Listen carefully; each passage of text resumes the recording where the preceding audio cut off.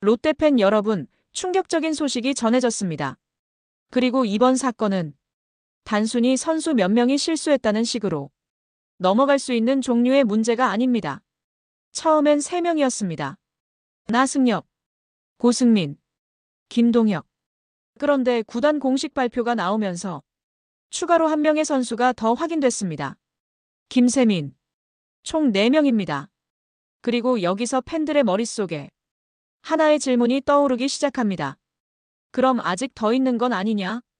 오늘 영상에서는 대만 타이난 스프링 캠프 기간 중 확산된 CCTV 영상의 전말, 구단이 인정한 불법 시설 방문의 의미, 도박 의혹의 쟁점, 성추행 의혹의 사실관계, 그리고 왜 이 사건이 단순한 일탈이 아니라 팀의 신뢰와 2026 시즌 전체를 뒤흔드는 위기로 번졌는지까지 차근히 정리해보겠습니다. 이 소식 오야스가 발빠르게 전달드리겠습니다. 구독과 좋아요는 영상 제작에 큰 힘이 됩니다. 2월 12일 대만 타이난 스프링 캠프 한창인 시점에 온라인 커뮤니티에 CCTV 영상이 퍼집니다. 롯데 선수로 보이는 인물 3명이 모니터가 설치된 게임장에서 자리에 앉아 오락을 즐기는 모습이 포착됐습니다. 처음엔 이렇게 생각한 사람도 많았습니다. 휴식일이니까 잠깐 게임하러 간 거 아니야? 하지만 곧 영상 속 장소가 단순 오락실이 아니라 온라인 바카라 형태의 변종 도박장일 수 있다는 의혹이 제기됐습니다. 그리고 구단이 직접 밝혔습니다. 해당 국가에서 불법으로 분류된 장소에 방문한 것을 확인했다. 이 한 문장으로 사건의 성격은 완전히 달라졌습니다. 단순 오락이 아니라 불법 시설 방문이 공식 확인된 겁니다. 논란은 도박 의혹에서 끝나지 않았습니다. 같은 영상 흐름 속에서 한 선수가 여성 종업원의 신체에 손을 가져다 대는 듯한 장면이 포착됐다는 주장이 나왔습니다. 대만 현지 SNS에서는 두부를 훔치다라는 표현이 등장했습니다. 이 표현은 대만에서 성추행을 의미하는 은어로 알려져 있습니다. 여기서 분명히 해야 할 건 현재 이 부분은 의혹 단계라는 점입니다. 선수 측은 접촉을 부인했고 구단도 사실 확인이 우선이라는 입장입니다. 하지만 스포츠에서, 특히 프로야구에서 성추행 의혹이라는 단어가 붙는 순간 이미 타격은 시작됩니다. 확정 여부와 별개로 팀 이미지, 리그 이미지에 상처가 납니다. 여기서 중요한 건 KBO 규약입니다. KBO 규약 제151조 품위 손상행위.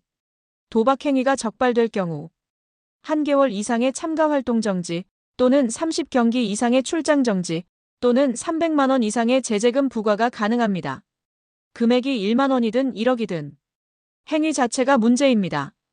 그리고 이번 사건은 구단이 불법으로 분류된 장소 방문을 인정했습니다.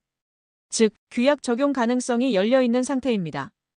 2019년 LG 사례 무엇이 달랐나?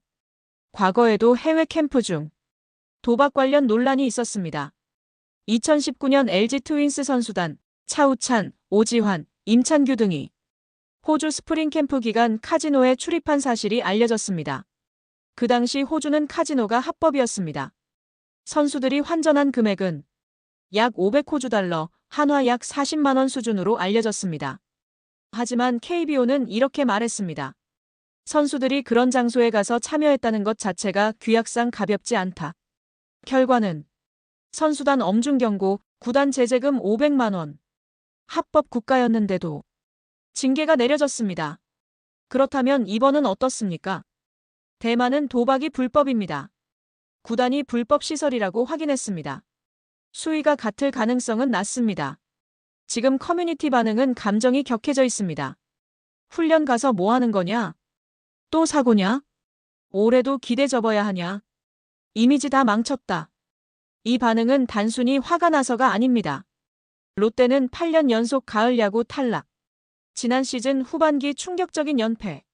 올해는 달라지겠다며 지옥 훈련을 선언했고 일본에서 지도자들을 영입했고 롯데호텔 조리장까지 파견해 선수단 식단을 지원했습니다. 팬들은 이번 시즌은 다를 수 있다고 겨우 마음을 붙잡았습니다. 그 기대가 CCTV 영상 하나로 무너진 느낌을 받는 순간 실망은 분노로 바뀝니다. 처음 영상에 언급된 선수는 3명이었습니다. 나승엽, 고승민, 김동혁. 그런데 구단 발표에서 김세민이 추가됐습니다. 총 4명입니다. 이 지점이 팬들에게 더 크게 다가옵니다. 처음엔 왜 3명이었지? 왜 1명은 나중에 나왔지? 불신이 시작되는 순간입니다.